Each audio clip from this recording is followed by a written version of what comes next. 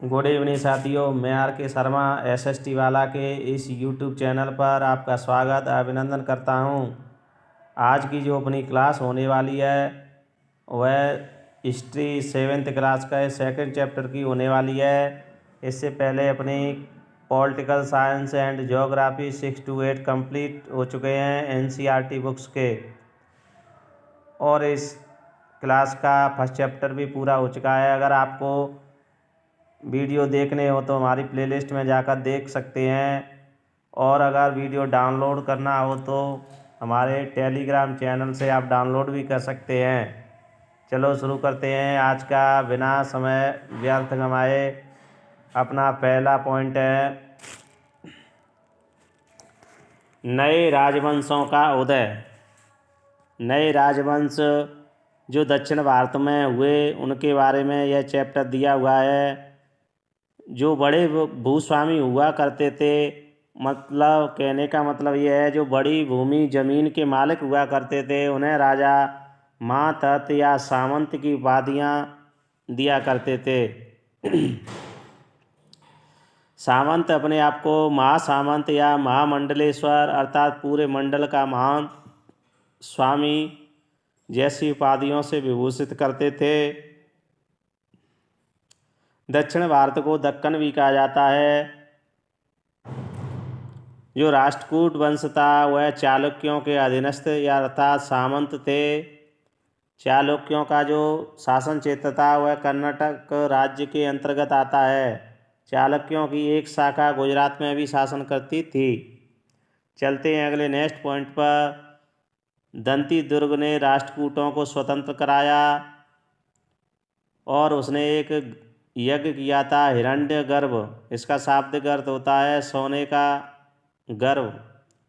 यह अनुष्ठान कराने वाले राजा के बारे में ऐसी मान्यता है कि जो राजा निम्न कुल में पैदा हुआ हो अर्थात निम्न जाति में पैदा हुआ हो, अगर वह हिरण्य गर्भ यज्ञ को या अनुष्ठान को करता है तो वह द्वारा से क्षत्रियत्व को प्राप्त कर लेता है।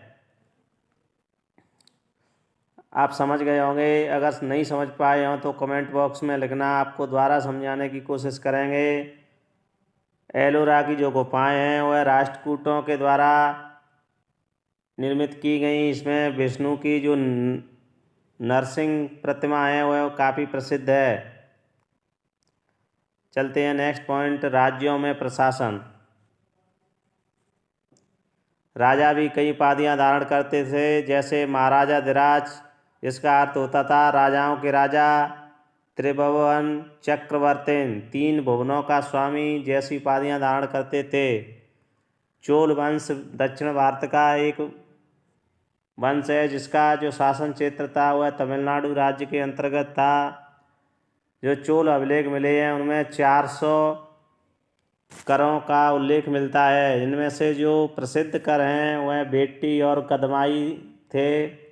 बेट्टी एक नगद कर न होकर यह शारीरिक श्रम के रूप में लिया जाता था, यानी जबरदस्ती श्रम करवाया जाता था, उसे बेट्टी कहा जाता था। कदमाई एक भूराजा सरता भूमि कर हुआ करता था, इसे भूमि कर के रूप में वसूल किया जाता था। तो आप समझ गए होंगे जो एनसीईआरटी बुक्स में है महत्वपूर्ण पॉइंट हमने एक एक करके यहाँ पर मेंशन किए हैं। प्रत्यार नरेश नागवट की उपलब्धियों का वर्णन। गुर्जर प्रत्यार नरेश नागवट की जो उपलब्धियों का वर्णन है वह ग्वालियर प्रशस्ति में है। यह एमपी मध्य प्रदेश के अंतर्गत है और संस्कृत भाषा में लिखी गई है। आपने ये क्षेत्र सुने होंगे, आपको ये ज्ञान होना चाहिए कौन सा क्षेत्र किस राज्य के अंतर्गत आता है। सैंधव क्षेत्र है, यह सिंध राज्य के अंतर्गत। विदर्भ महाराष्ट्र का हिस्सा है। कलिंग उड़ीसा का हिस्सा। बंगाल का हिस्सा। अनर्थ गुजरात का हिस्सा। मालवा मध्य प्रदेश का हिस्सा। किरात वनवासी और वत्स और मत्स्य जो क्षेत्र हैं वह उत्तर भारत का हिस्सा माने जाते हैं। आप इन्हें अच्छी तरह याद कर लेना। चलते हैं अगले नेक्स्ट पॉइंट पर। हम वादा करते हैं अगर आप हमारे नोट्स करते हैं तो आपको NCERT बुक्स पढ़ने की ज़रूरत नहीं पड़ेगी। एक भी अगर क्वेश्चन बार हो जाए आपके कंपटीशन से तो आप हमसे कहना। कल्लड़ की जो पुस्तक थी राज तरंगिणी, यह प्रसिद्ध पुस्तक है, ये भी इस चैप्टर में दी हुई है, जिसमें कश्मीर का जो इतिहास है उसका उल्लेख किया गया है। चलते हैं अगले नेक्स्ट पॉइंट पर। कन्नौज नगर, यह गंगा घाटी में स्थित है। गंगा का जो उपजाऊ क्षेत्र था वहाँ पर एक नगर कन्नौज क्षेत्र का था। यह इतना संपन्न था कि जो राजवंश थे, 3 गुर्जर, प्रतिहार, राष्ट्रकूट और पाल वंश, तीनों के मध्य इस कन्नौज पर अधिकार करने के लिए संघर्ष हुआ। इसे त्रिपक्षीय संघर्ष के नाम से जाना जाता है। यह जो संघर्ष था उसमें अंतिम सफलता या जीत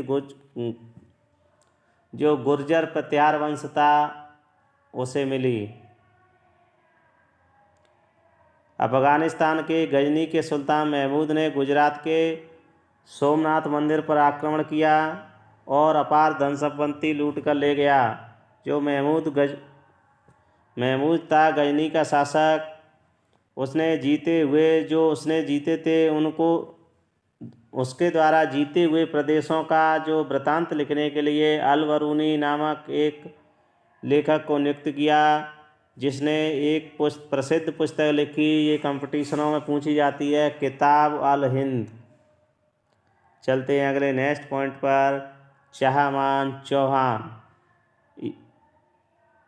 एक वंश था जिसका जो शासन क्षेत्र था वह दिल्ली और अजमेर रहा। प्रसिद्ध शासक चौहान वंश के पृथ्वीराज चौहान हुए, जो 1168 से 1192 तक इनका शासनकाल रहा।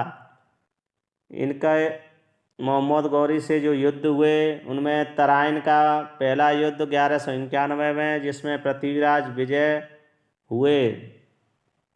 पृथ्वीराज चौहान की विजय हुई, और दूसरा युद्ध लड़ा गया 1192 में तराइन का, जिसमें मोहम्मद गौरी की विजय हुई।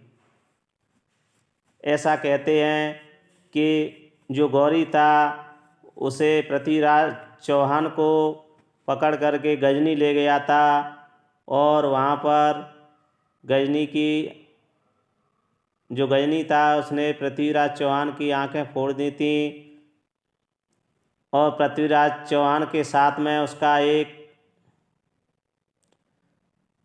कवि या दरबारी गया था, चंदबरदाई। तो उसने पृथ्वीराज चौहान, ऐसा भी माना जाता है कि शब्द वेदी बाण जानते थे, तो उन्होंने गजनी को जब शब्द वेदी बाण से वहीं मार दिया था, क्योंकि जो चंदबरदाई थे उन्होंने एक चौपाई बोली थी, 4 बांस 24 गज अंगुल अष्ट प्रमाण, ताऊ पर सुल्तान है मत चूके चौहान। इस प्रकार यह शब्द वेदी बाण द्वारा पृथ्वीराज चौहान ने मोहम्मद गौरी को मार दिया था। आज का चैप्टर यहीं खत्म होता है। मिलते हैं अगले चैप्टर, इसी चैप्टर के सेकंड पार्ट के साथ। अगर वीडियो पसंद आए तो सब्सक्राइब, लाइक एंड शेयर ज़रूर करना। धन्यवाद।